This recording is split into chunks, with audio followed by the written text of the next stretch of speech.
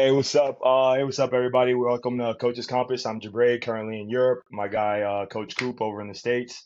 Today, we're excited to have Derek Hansen with us. Before diving into his impressive coaching career, we'll like to highlight all our guests' athletic backgrounds, since his coaches were all washed-up athletes at heart. Derek competed in track at the high school, college, and national levels in Canada. Within his coaching career, Derek Hansen has been a well-renowned sports performance consultant and advisor, working with top organizations and elite athletes across professional sports. With over 30 years of coaching experience, his expertise spans sports speed development, running mechanics, return to play management, strategic program planning, electrical stimulation technologies. Derek has collaborated with major organizations like the NFL, NBA, NHL, MLB, MLS, NCAA, and Bundesliga, coaching and advising thousands of athletes at both professional and collegiate levels. I hope you didn't miss anything, Derek. How you doing today?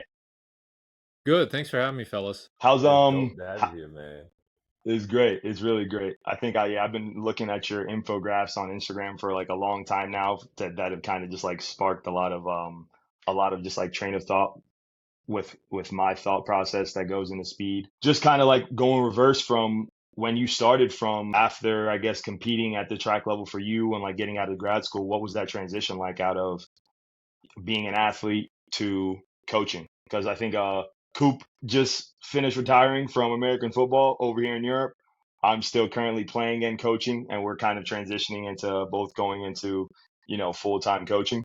Could you speak to that transition for you? Yeah, I think I mean, at the time, you don't think it's something that maybe you'll like or be good at.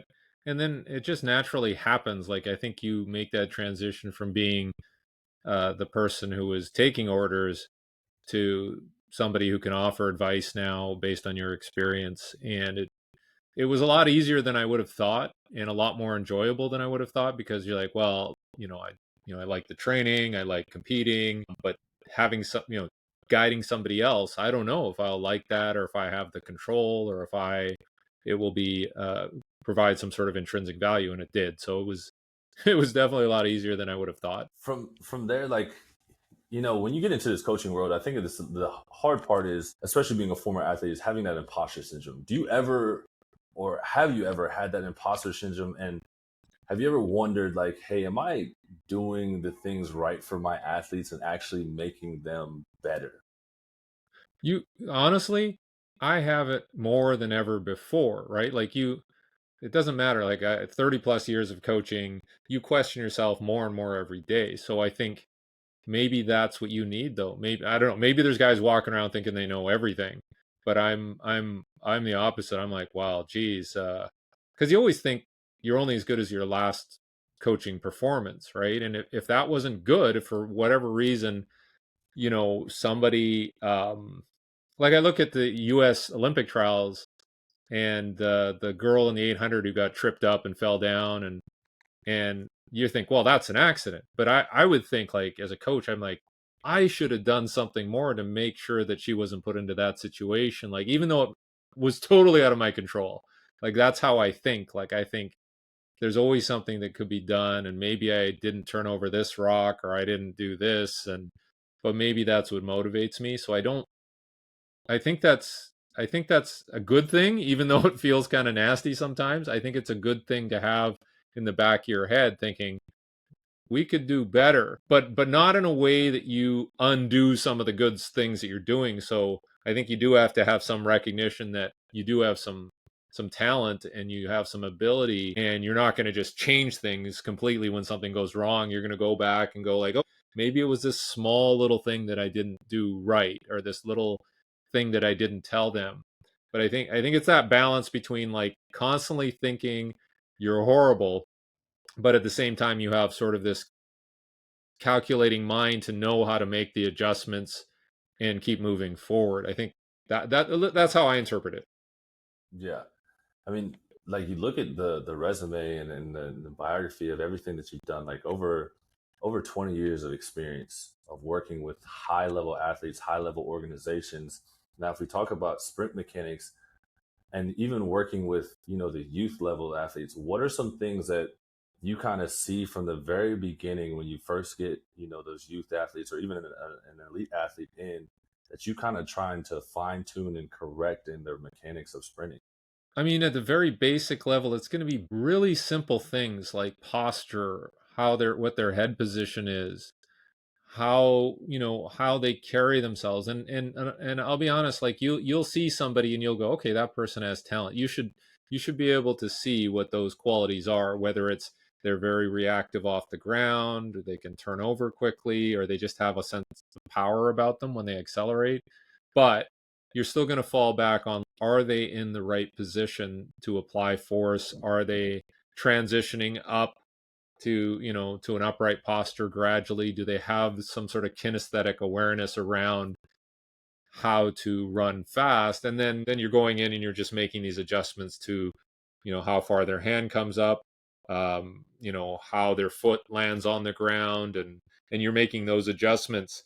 But I would say I'm always starting from a postural model first, and just making sure they understand that when you accelerate, you just don't bend over at the waist, right? You have to have some sort of angled posture that drives you, and you get the horizontal components in, and then as you transition up it becomes more vertical. So I think I'm but the other side of that is I'm very patient. I don't have to correct everything in the first week or the first year, and that some of the stuff takes time.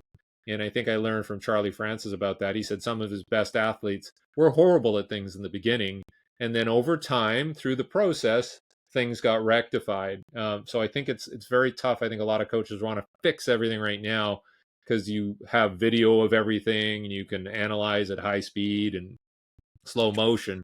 So things really stick out, and you're like, I got to fix that. And sometimes they don't have the strength, sometimes they don't have the general fitness, they don't have the awareness yet or coordination, and it's not possible to fix at this moment. But it could be eventually, once the qualities start coming together. So I think there's a patience involved with this coaching and fixing some of the mechanics as well. With all the major organizations that you work with, from the NHL, the Bundesliga, MLS, NCAA, MLB, with all those sports kind of being so much different in what speed looks like for those sports, what does like your onboarding process or your assessment look like for, I guess, like your plan of attack for how you want to address the Yeah. speed capabilities for those Good sports? question. I think a lot of the time, whenever I work with an organization, I want to see, video and film on them performing in their sport. I think that's where you start. And then you can draw some conclusions around, okay, what is unique about that sport that may change the mechanics a bit? So ice hockey, obviously, there's a difference in terms of pushing out to the side at higher velocities. Basketball might be different just because of the size of the court, and nobody has room to accelerate as much. American football, each position is a little different. So I think you have to observe the baseball. Like we did this analysis with a couple of baseball teams that I work with, and I noticed that a lot of players were overstriding and reaching right off of first base after they get a hit. And so I'm like, oh, that's strange. Like, look, they're not staying over their feet. They're kind of reaching a bit. And I think that's because they're thinking, I got to put my foot on that first base bag. So they're constantly thinking, I got to get to the bag, because the contact on the bag is going to determine whether they're out or safe, right? As opposed to, their chest, or, tagging somebody or tackling somebody. So just understanding that that's the mindset in that sport makes you maybe change how you approach it when you start working with the athletes. And you don't overcorrect it because maybe they're so used to doing that.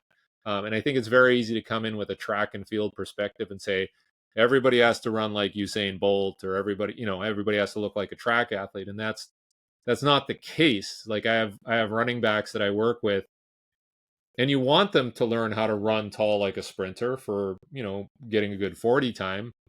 But when they play, if they're running tall, they're going to get killed, right? They can't change direction as easily. If somebody hits them, they'll go flying. So I think you have to have an idea of what's required in the sport before you can make meaningful and useful changes when you start working with them. And maybe you speak their language a bit more, and maybe you let some things go that you wouldn't if you're working with a 100-meter sprinter, a world-class 100-meter sprinter. So I think that's why you have to have that experience sometimes of working with different sports, and talking to those coaches and find out what they're trying to achieve with their athletes. And some of it may be counter to what you're telling them, but finding some sort of common ground where you can kind of both coach them effectively. When you're trying to find that common ground though, like what are, like, even if we talk about just the sprint mechanics, like if you talk about just the acceleration phase, what are some cues that you're using to kind of get the athletes to understand, because every athlete has a different way of learning and a different way of like responding to things. How do you get it to come across for all of them to kind of understand what you're trying to say? Because obviously you have a lot of knowledge, a lot of science behind everything that you're doing. What I want to try to understand is, like, with these different athletes that you're working with, is like, how do you get them to understand what you're trying to get across to them? Again, very good question. I mean, it's you everything is a subset of one. So you can always say like, well, this worked with this guy over here. And if you just go in and say like we're going to do that with this person, I think a lot of the time you're going to run into roadblocks. So you have to, I mean, it's like improv, right? Like you have to work on your feet and just say, okay, let's just get you to do a marching A, or like I do fall back on the drills a lot to kind of calibrate my brain around what they're going to look like and how they respond to cues. And it's a good way to do it because very rarely is somebody going to get hurt doing a drill, a march, a skip, a running A. So I usually start with that, and I'm observing one, how they move, how they respond to my cues, but also I'm observing like how are they accepting me, in terms of like our relationship, and are you listening, do they pay attention, are they just kind of going through the motions? And I think that's really important. Like it does come down to how you relate with people, if that's going to be a successful relationship and we're going to take it to a long-term relationship. Because if that doesn't work, like if it doesn't matter how smart I am, and if I'm not connecting with that athlete or the coaches that are working with that athlete, it's not going to go very far. So I think I'm hyper aware of those types of scenarios first, and then, take them through the drills and see how they respond. And you may find that they don't like the drills, like, or they don't respond to the drills, or they just sort of think it's useless. And then you might get them to do some submaximal accelerations or from different start positions. And you have to find what does work with that athlete. And it might be just going straight into the running and just skipping the drills, because I've had very talented athletes who just aren't good at the drills. But when they run, they look so smooth, relaxed, and efficient. And maybe because the drills tend to be more sort of forebrain, like cognitive, they work better when they're not thinking about stuff, right? They're just autonomic, masters. So I think you're always navigating all these. And again, it does come back to like you have a database of people you've worked with, and you can pull from this person. Okay, that worked with that person, so I'm going to try it with this guy now, or this girl. And you're like, okay, that worked. That's the combination that works. So it is putting together a bit of a puzzle at the beginning, and then as you start understanding their tendencies and how they respond to you, then the momentum picks up. And I would say that's no different. Honestly, that's no different in teaching somebody how to sprint than working with a new client. So like I've worked with actors too. And sometimes you work with an actor and you have to figure out, because they're not necessarily great athletes, let's be honest. So it doesn't matter how smart you are, you still have to connect with that actor and make them enjoy what they're doing with you. Otherwise, it doesn't matter. They'll just take off and hire somebody else if they don't feel comfortable with you. So I think it's good to coach other people for that reason, other athletes, other people, like general population, because you're going to learn something from those interactions that's going to help you when you have to work with the fastest man or woman in the world, or the best wide receiver or best quarterback. So I'm very open to learning from those environments too. Yeah, and we go back to like when you talked about earlier about so many coaches like wanting that, now feedback, or wanting to correct things right away. Like when you get an athlete, or even if you get an actor, because you have the video, you have all this technology and stuff. How have you used technology for yourself to help your athletes and your general population? But how have you seen, technology also hurt training? You know what I mean? Because like if you look at videos like all the time, like all you're doing is going Yep. back and looking at video feedback instead of sometimes like remembering that the coach's eye sometimes is a lot better than the video, and like sometimes that also kind of sometimes will waste time. You know what I mean? Like, why Yeah. are we recording everything? Why do we need to use so many different, resistance training things? All these different types of equipment that are out there now. Yeah. How have you used them, and how have you seen them kind of mess with the training space now? A very good question. You know what I keep going back to is how many people actually use a stopwatch now? Not very many, right? Because they think it's inferior technology. Like, well, you're not going to start it at the right time or stop it. But when I was coming up, even like the analog stopwatches, like tick tick tick tick tick tick tick, people were using those, and reliably coaching their athletes and getting an assessment of where they are. Um, and so, Charlie Francis, again, he would time a certain way so that he made sure he didn't start the timer until he saw the rear foot leave the ground on a start. And then, his times were a little faster, but that's how he always timed. So he knew somebody was faster based on the way he timed. So he had calibrated it a certain way, and he didn't, did he need timing gates or anything else, or lasers or whatever? No, because he was very confident in the way he was evaluating his athletes. So, but now that we get into this technology ridden society or field, there's so many things that can interrupt your coaching flow and the workflow that actually is very useful. And again, the communication, the recovery, and making sure you're not interrupting things. But now it's like, and I've worked with teams in the NFL where they have to put the vests on and the GPS, and players grabbing the puck and throwing it into the stadium stands and saying, I don't want to wear this. So the technology can be very what's the word, like, just invasive. So it kind of ruins the vibe, right? So I think you have to be very careful of how frequently you use this stuff. And periodically you can have a testing battery that you do and you test people.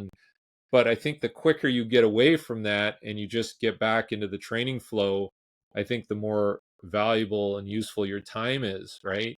So, or it's non-invasive. Maybe video is less invasive, and then you just refer to it once in a while. But you're not stopping everybody during the workout and saying, okay, let's look at your run. It just bogs everything down. And there's something to be said for the athlete to have that awareness. If you say, like, hey, I want you to bring your head up more gradually, and then they respond to it rather than them seeing it, because that, again, if you're in the heat of battle and you're at a competition and you want to just yell something out to them, like, adjust this, they might be more aware of how to do that if you haven't had video and sensors on them and all this stuff. So I'm trying to balance that. Like, I love technology, but I think sometimes maybe the technology is you kind of keep it to yourself and you kind of look as a coach, but you don't necessarily show the athlete or broadcast it to everyone else, because it will be disruptive on many occasions. That's at least my thought. I know you're pretty big in like the technology. I've seen that on the Simply Faster.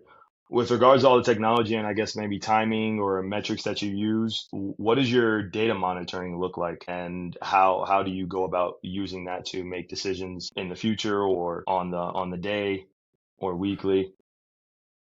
Yeah, I think you have to take a longitudinal approach as well, because it's so easy to, like, and we've all had it. You go to a training session and you're timing something and the numbers just don't look good, right? I see, because I have a track and field background, I see this a lot where if you go to a certain competition and the temperature's down or the wind's hitting them a certain way, or just even the humidity is different, it does affect performance. And it's very easy to go to a meet and go, we ran horribly, I have to change the training program. But some of it is very circumstantial to that particular day. And so the same goes in training, where if you do a testing session with somebody and the numbers come back poorer than you thought, well, do you overreact to that result, or do you kind of, put it in the back of your head and go, okay, well, contextually, maybe we pushed them too hard on the 2 days out, and I'm going to take this result with a grain of salt. Or it was 10 degrees colder, which does make a difference. I don't think people realize that the temperature has a huge difference on maximal outputs for speed. So I think you have to collect that data over a long period of time, see the patterns, see at the time of year, like, this is what we'll normally expect in April versus June. And I really think you have to take that broad view, because if you're just reacting every time a result comes up, it's going to drive you nuts. You're going to be totally anxious all the time, and you're going to think, I'm doing things wrong. And then sometimes it'll be really good and you'll have no explanation for it, right? And that happens where somebody does something amazing. Like, I was looking at Bob Beeman's long jump record, and it was 29 feet, 2.5 or something like that. So that's 890.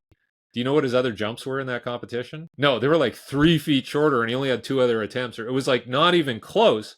So he hit it on the one jump, and then I don't even think he came close to that ever again.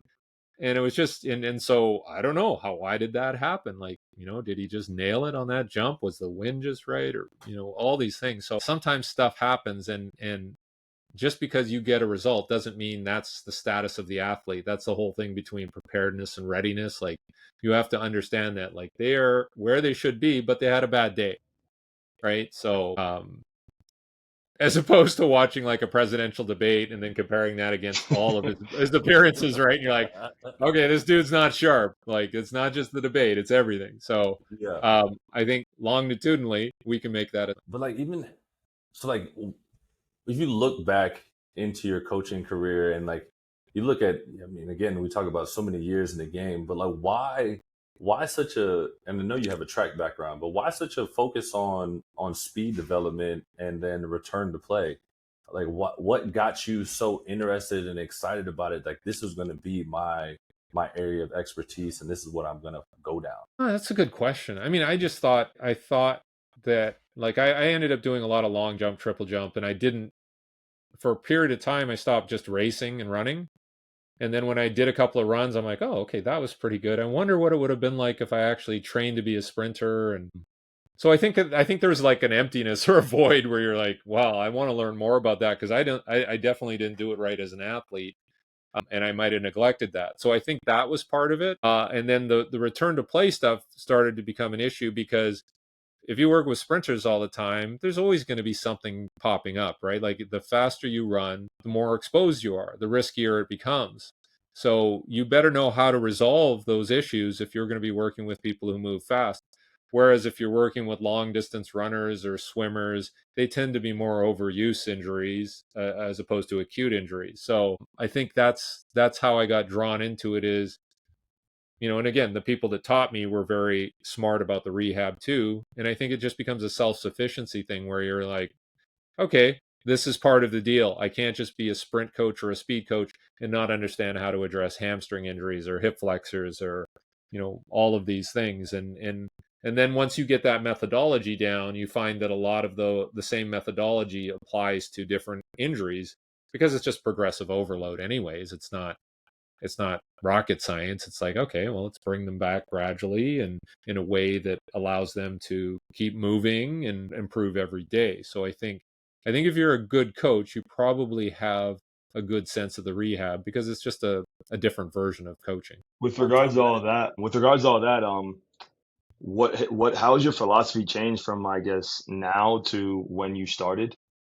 More so, like, with regards to speed. I guess, like, for example, with me, it's just like I've been very dogmatic, and I think that comes from just like my influences of coaches before, more so coming from American football and like the Yep. meathead area. So my my idea and philosophies on speed was more so strength driven, and kind of my philosophy on that has kind of changed now. What have your been Yep. what have been your early philosophies on speed, and what it's transitioned to as of late?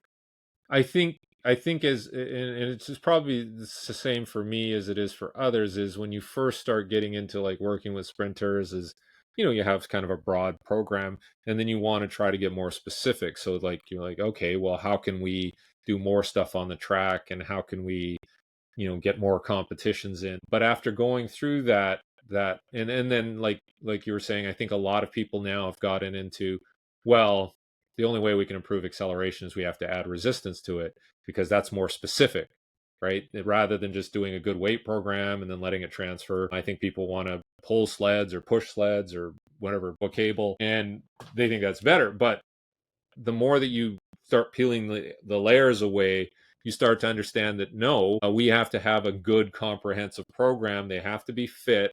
There has to be some aerobic work in there to make sure that they recover faster, and they're just more well-rounded, in terms of their fitness. And the weight room is valuable, because if all we're doing is pushing and pulling sleds, that puts a lot of stress on the Achilles, the calf, the foot, and we're relying on putting in more volume with resistance on top of the running volume we have to do already.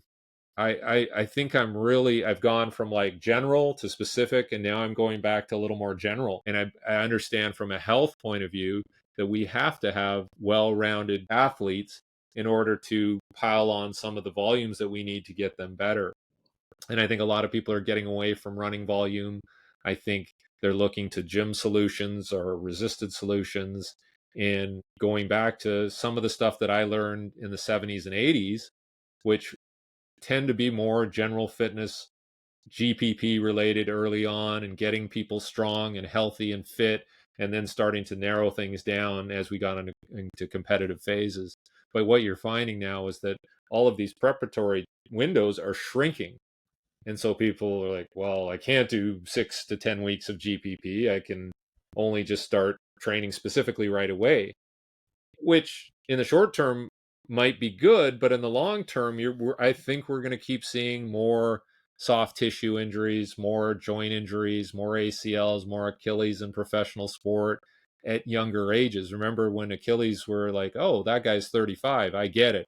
That's why he burst his Achilles. Now it's 22, 23, 21. In the NFL, I think the largest number was 23-year-olds. I So think that was you something that happened. posted about the COVID after COVID. Yeah. Yeah, and since COVID, it hasn't really improved. It's gotten worse. So, have we gotten away from things that we were previously good at, or are we rushing things too much? So, and then there's always questions about COVID and vaccines and all that, and I don't know. That's not my area, but certainly something has changed, and I think we have to, as practitioners, we have to kind of take this into consideration in how we prepare our athletes. Yeah, I mean, you talk about some of and obviously we saw you at Sportsmith, right? You went there and you spoke there, and you're obviously a highly renowned coach. Who are some of the coaches that you're learning from, like yourself, or some of the guys that you kind of really respect in this game, not only in just like the speed sense, but in the sports performance, strength and conditioning world that you are looking at and like seeing what they're doing and taking bits and pieces from them and continuously expanding on your knowledge. Yeah, I mean, most of my mentors originally were old school people, like from the 70s, 80s, and I drew from them. So whether it's Al Vermeil learning some on the strength side, or Charlie Francis learning on the sprint side, and following people like John Smith, who was a track coach in California, looking at stuff that Dan Paff did, and so that's kind of the older generation. Now that we're getting into sort of more current people, you will notice that there is more of a technology emphasis for all of these people. So I think that's what I'm drawing on, is I'm carefully looking at what people are doing with technology and trying to get a sense of whether or not this is useful or this is good, or where the shortfalls are. There's other people that I lean on in different areas, whether it's rehab, like my good friend Rob Panarello, who did some work in the NFL recently, and just asking him, like, what do you think has changed? What are we doing well? What have we forgotten? Because I think that's a really important thing, is maybe there's some good things, and I'll go back to my old training journals and just look and see what I did and what I thought worked, and then I'm like, well, I got away from that, right? So I think there has to be this combination of looking forward but also looking back, and trying to piece it all together. One of the guys I talk to frequently is Andrew Hauser, who was a rehab expert in Major League Baseball for the Dodgers and the Braves. And so he works privately in Arizona now, and he's really big on this idea that we have to get people aerobically fit, and maybe that's a missing piece because it affects local blood supply and muscle oxygenation. So he uses like Moxie monitors as part of injury rehab to see where people are deficient. And he's finding that a lot of the pro athletes that he's working with are lacking those general fitness qualities, and maybe they can throw a fastball really hard, or they can hit a whole bunch of home runs, or they can run a fast 40, but they're deficient in other areas that are hampering their health and their resiliency. So I think, I know what I know, so I'm trying to see where I can shore up my knowledge base with people who are experts in other areas, and who have very specific niches. But I think you have to do that. You have to constantly ask around, And sometimes you'll go to a conference and you'll see what people are presenting, and you talk to people and you go, okay. And you put that in the back of your mind and you kind of refer to it.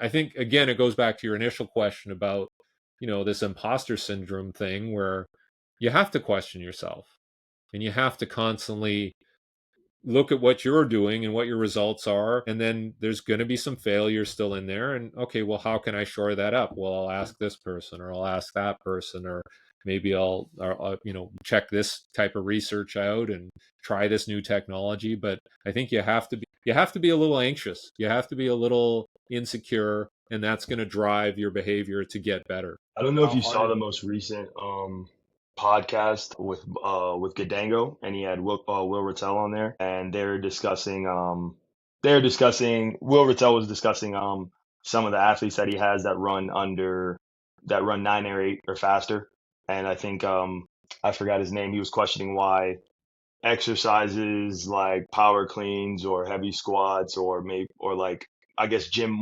based exercises don't have an effect on these athletes with regards to transfer of training. And obviously, with you with your track background, I wanted to hear what you had to say about that because that's still kind of new for me, especially working with American football, because just like the gym always has to be present there, and Yeah. it is kind of crazy to know that the gym to a certain extent, especially working with these athletes that are running under 10 or 9.8, has like the work that you do there is just too slow. Yeah, I mean, when people ask me, like when I prepare programs and we start talking about the strength training piece, usually I want something in there, right? Like, are you doing something? And it doesn't have to be overly specific. If you are great at Olympic lifting, maybe we access that, but we don't try to draw too much from it. Like we're trying to get a different stimulus in there, from a recruitment point of view and just general central nervous system stress, but you're not trying to pull from that too much because that energy is going to take away from your sprint requirements. And I learned that the hard way. We had some athletes, and this was like probably about 20 years ago, where because I had a lot of Olympic lifting influence behind me at the time, they got really good at Olympic lifting, but we found that they kind of stalled when it came to their getting better at their 100 and their 200. And so we had to back off because they had the fiber type to be good Olympic lifters, but I was robbing them, of that energy. So I think, and then if you ever watch like a top sprinter do power cleans, it usually looks pretty horrible. Um, but that doesn't mean it's bad. It just means that you don't need to push in that direction as much. Like it could be, I think Charlie Francis had Ben Johnson doing bench squats and bench press, so nothing crazy, but he did hit some high loads. But is that more a representation of his fiber type and his ability, rather than saying that, oh, he ran fast because he squatted a lot? So I think we have to be very careful. And you remember the old discussions about like the Olympic lifters used to be faster to 10 meters than the sprinters, and that has nothing to do with Olympic lifting. It has to do with, like, at the time, a lot of Soviet athletes and Eastern Bloc athletes were pushed into Olympic lifting, and they were probably very fast twitch oriented because that worked in Olympic lifting, especially if they had short limbs. And so the short limb fast twitch guys probably get out to 10 really well, right? But when they get out to 60, they can't move as well because they don't have the limb length, and they're just not the same, right? So I think, rather than saying Olympic lifting made them fast sprinters, you have to kind of pull the curtains back a bit and go, okay, well, they were good Olympic lifters because they had good muscle fiber and good nervous system, and that lent itself to running fast over 10 meters. So I think you really have to peel back the layers and really kind of understand what's going on before you make these conclusions that, yes, this type of lifting is best for sprinting, and then people are going, getting into isometrics now, but you don't want that pendulum to swing too far where everybody's doing isometrics for sprinting. Like, there's a very, very specific case situation for that. So again, you have to have a good knowledge base and experience to be able to pull and say, okay, this exercise works here, it doesn't work here, or maybe it's in a certain phase of your development, or your training program where you're doing a little bit of heavy lifting and then you get away from it, right? So it's very circumstantial, and it'll be based on the athlete in front of you and what they do well with. And if they don't know how to power clean, well, maybe you do something else. Maybe you do a deadlift or a trap bar deadlift, or maybe you're more plyo based. Maybe they respond better to plyometrics. Everybody's going to be different. And in every training group that we look at, there's always one really good sprinter, and then there's everybody else. It's very rarely that everybody on that training group is doing well. There's always one that does really well, and then there's a few that don't do quite as well. So maybe they're responding to that training program, but the other people aren't quite responding unless you start to individualize more, which is very hard to do, as we know. So I think it's fascinating, but I think you do have to start peeling away the layers and really getting into the weeds of understanding what makes somebody faster, and it may not apply to knowing what you know now, like after all these years in the coaching athletes and general population, and also being an athlete yourself, what would you tell 16-year-old Derek? I don't know, because like I have kids, right? And I'm trying to tell them stuff. They don't listen to me. So I don't know if I would listen to me, right? So I don't know. I think I would go back on this whole multi-sport thing. Like, I played soccer, basketball, track, and I did I did a lot of different sports, and I think that was really helpful. And I think it's so easy to get caught up and to be driven into specifics, because if you become a specialized person really early, you will have success. We know that, right? But is it better for your long-term development? Did it push Tiger Woods into having, a nervous breakdown at some point because that's all he did and he put everything into that? I don't know. But certainly I always think about stuff like that and how I would have done things differently. I think the only thing I would have done differently was probably spend a little more time on just continuing to do basic linear speed and acceleration, and carving out some time to do, and just making sure it's continuous. So like if I started, it's like investing, right? Like if you put away $1,000 a year when you were young and you do that consistently every month, the compound interest is incredible. What can happen, right? I heard that thing about the iPhone where instead of buying every iPhone, you just took the money and you invested into Apple, you'd have $1,000,000 by now. I think it's kind of the same with training, where you have to keep investing, and there's like a compound adaptation that happens over time. If you keep doing the right things consistently, it will pay off later. So I think that's something that probably I would tell myself is like, just keep doing these basic things, and you're going to be fine as long as you're consistent with it. Yeah. Tell 16-year-old Derek to invest everything he has in Apple. In Apple and Microsoft, yeah, absolutely. Early This will on. be our first time doing this, but can you leave like a closing question for our next guest? Yeah, that's an interesting one. I would say, how are you trying to make yourself better on a daily basis? Like it's really tough. Like, and especially as you get older, because you lose energy. I want to try to stay motivated as possible, and obviously talking to people like yourselves helps because it makes me think. So I think, what are you doing, either yourself or you getting somebody to help you, to make sure that you're getting better as you get older? And you're not overlooking things, you're not taking stuff for granted. And I think that happens very easily, where if you have success, you start to miss things, or you start to overlook things, or you start to not do the things that got you there, right? Like if you watch like I remember watching as a kid, was it Rocky 3, where Mr. T was in that one?